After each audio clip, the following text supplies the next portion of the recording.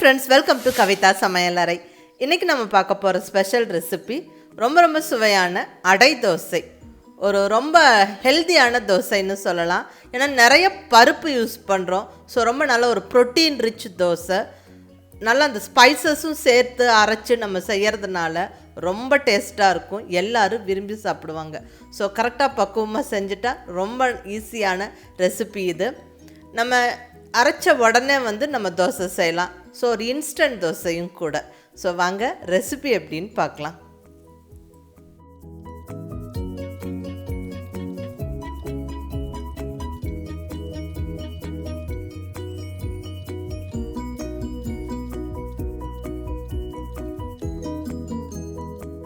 இங்கே அடை தோசை செய்ய தேவையான பொருட்கள் எல்லாம் எடுத்து வச்சாச்சுங்க. அது என்னென்னு பார்த்துடலாம். இங்கே பார் பாயில்டு ரைஸ், புழுங்கல் அரிசி எடுத்துருக்கிறேன். புழுங்கல் அரிசியிலேயே இட்லி அரிசி, நம்ம இட்லி கூற வைக்கிற அதே அரிசியை எடுத்துக்கணும். ஸோ நல்லா நிறச்சி ஒரு ஃபுல் கப்பு கலந்தாச்சு.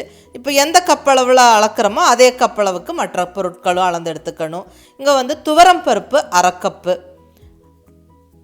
கடலைப்பருப்பு அரை கப்பு, உளுந்தம்பருப்பு 1/4 கப்பு. ஸோ இவ்வளோதான் தேவையான பொருட்கள். இதெல்லாம் ஒன்றா சேர்த்து ஊற வச்சு நம்ம அரைக்க போகிறோம். இப்போ இது கூடவே 6 வரமிளகாய் எடுத்து வச்சுருக்கிறேன்.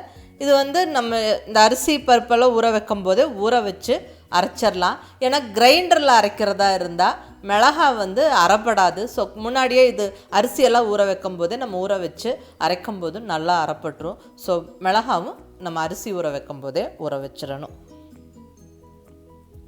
இப்போ எடுத்து வச்ச பொருட்களெல்லாம் நம்ம கப்பில் சேர்த்து நல்லா கழுவிட்டு ஊற வைக்கணும். இட்லிக்கு ஊற வைக்கிற புழுங்கல் அரிசி 1 கப்பு, அரை கப்பு கடலைப்பருப்பு, அரை கப்பு துவரம்பருப்பு, 1/4 கப்பு உளுந்தம்பருப்பு, கூடவே 6 to 7 வரமிளகாய் உங்கள் காரத்துக்கு தகுந்த மாதிரி சேர்த்துக்கோங்க. ஸோ இதெல்லாம் நல்லா அலசிட்டு நல்லா கழுவிட்டு நம்ம தண்ணி ஊற்றி ஊற வைக்கணும். ஜஸ்ட் 2 to 3 மணி நேரம் மட்டும் ஊற வைங்க. அதிக நேரம் ஊற வேண்டாம். 2 மணி நேரம் ஊறினா போதும். அடை தோசை அப்போ தான் நல்லாயிருக்கும். ரொம்ப நேரம் ஊற வைக்க வேண்டாம். இப்போ நல்லா கழுவி 2 மணி நேரம் நல்லா ஊறியாச்சுங்க. ஸோ கூடவே நம்ம மிளகாவும் சேர்த்து ஊற வச்சுருக்குறோம். இது கிரைண்டரில் அரைக்கும் போது ரொம்ப நல்லா வசதியாக இருக்கும். நம்ம ஈஸியாக அரைப்பட்டுரும், அதனால் ஊற வச்சோம். பட் மிக்சிலையும் அரைக்கலாம், ஒன்றும் பிரச்சனை இல்லை. ஸோ இன்றைக்கி மிக்சியில் தான் உங்களுக்கு அரைச்சி காமிக்க போகிறேன். பாருங்கள், அரிசி பருப்பெல்லாம் நல்லா ஊறியாச்சு. இப்போ மிக்சி ஜாரில் மிளகாய் ஸ்பைசஸ் எல்லாம் ஃபஸ்ட்டு சேர்த்து அரைச்சிட்டு அதுக்கப்புறம் அரிசி பருப்பு ஃபுல் குவான்டிட்டி சேர்த்து அரைக்கலாம். ஸோ இங்கே ஃபஸ்ட்டு ஒரு 6 to 7 வரமிளகாய், 1.5 இன்ச் அளவுக்கு இஞ்சி, 1 டீஸ்பூன் சீரகம், 1/2 டீஸ்பூன் பெருங்காயப்பொடி சேர்த்துக்கிறேன். இந்த பெருங்காயப்பொடி, சீரகம், இஞ்சி இதெல்லாம் கண்டிப்பாக மஸ்ட்டு சேர்க்கணுங்க. ஏன்னா நிறைய பருப்பு வகைகளை சேர்த்து நம்ம அடை தோசை செய்கிறோம். ஸோ அது ஈஸியாக ஜீரணிக்கிறதுக்கு இந்த ஸ்பைசஸ் எல்லாம் கண்டிப்பாக சேர்த்து நம்ம அரைச்சி செய்யணும். டேஸ்ட்டும் ரொம்ப நல்லாயிருக்கும்.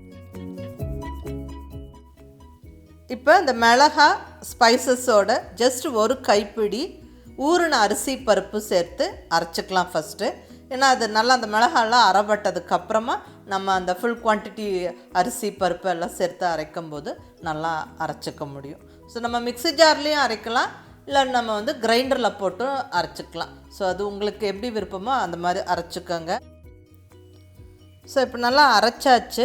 ரொம்ப ஃபைன் பேஸ்ட்டு ஆக்க வேண்டாம், ரொம்ப நைஸாக அரைக்க வேண்டாம். இப்படி கொஞ்சம் பருப்பருன்னு இருக்கிற மாதிரி அரைச்சிக்கிறது நல்லது. அந்த பருப்பெல்லாம் சேர்த்துருக்குறோம் இல்லைங்களா? ஸோ கொஞ்சம் இப்படி இருக்கிற மாதிரி அரைச்சிக்கோங்க. ஸோ அப்போ அடை தோசை ரொம்ப நல்லாயிருக்கும். ஸோ இதை ஒரு பவுலுக்கு ட்ரான்ஸ்ஃபர் பண்ணிடலாம்.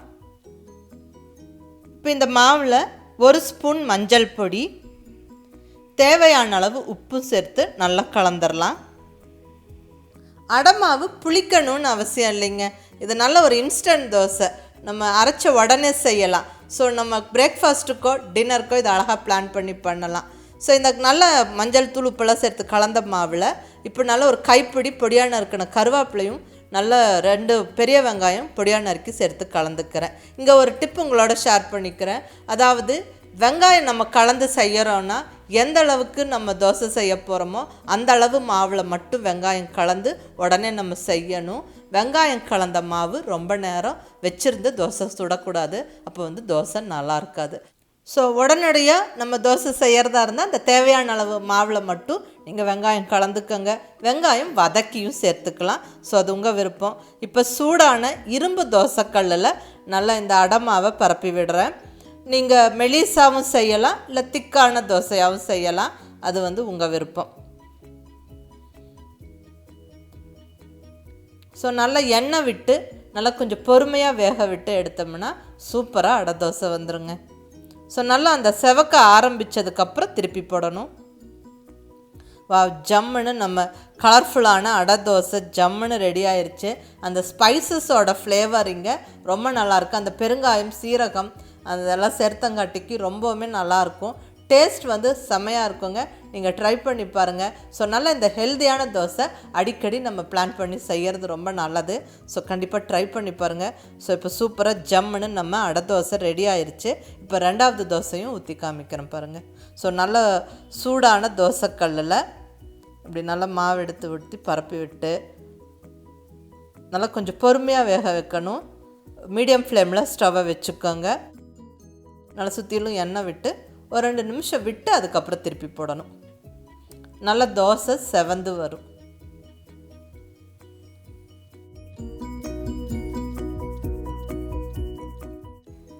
ஸோ நல்லா செவந்து வந்ததுக்கப்புறம் இப்படி அழகாக திருப்பி போட்டு மறுபடியும் ஒரு 1-2 நிமிஷம் வேக விட்டு எடுங்க. சூப்பரான ரொம்ப நல்ல ஹெல்த்தியான நல்ல அந்த ஸ்பைசஸ் ஃப்ளேவரோட ஜம்முன்னு நம்ம அடை தோசை ரெடி ஆகிடுச்சுங்க. ஸோ மிஸ் பண்ணாமல் இந்த அடை தோசையை அடிக்கடி செஞ்சு சாப்பிடுங்க. ரொம்ப சத்தானது. அடை தோசைக்கு தேங்காய் சட்னி ரொம்ப நல்லா பொருத்தமாக இருக்கும்.